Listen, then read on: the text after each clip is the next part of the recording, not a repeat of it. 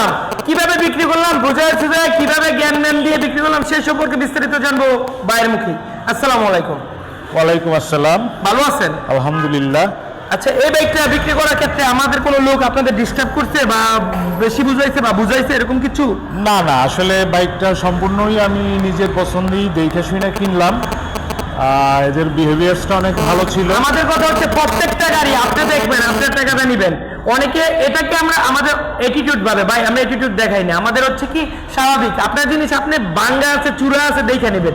Courier সার্ভিসে যারা নিয়ে অনেকে ভুল বুঝে, ভাই এই বাইকটা ভাই নেওয়ার সময় 3 ঘন্টা দেখছে, 3 ঘন্টা দেখে এই বাইকটা নিয়ে গেছে আজকে, কিন্তু যদি কুরিয়ার সার্ভিসে পাঠিয়ে দিতাম তখন কিন্তু বাইরের কাছে এই বাইকটা সুন্দর লাগতো না। প্রথম চান্সে দেখে সবার ভাই স্টিকার ওঠা, এনে এইটা ওঠা, অনেক শত শত প্রশ্ন করছে, কিন্তু এটাই আপনার সরাসরি এসে নিলে এক, কুরিয়ার সার্ভিসে নিলে এক।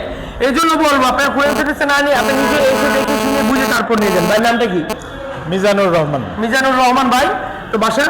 পটুয়াখালী মির্জাগঞ্জ। পটুয়াখালী। তো এখন কি পটুয়াখালী যাবেন নাকি? চলে যাব রাতে। আচ্ছা, ভাইয়ের জন্য দোয়া রাখবেন। ভাই রিকোয়েস্ট করেছে হাইট থাকার জন্য দামটা, আমি হাইটই রাখলাম, এটা একটা চমক রয়ে গেল। ভাইয়ের জন্য সবাই দোয়া রাখবেন, আমাদের জন্য দোয়া রাখবেন, আমরা যেন কম প্রাইসে বাইক সেল দিতে পারি। আল্লাহ হাফিজ। জি, আল্লাহ।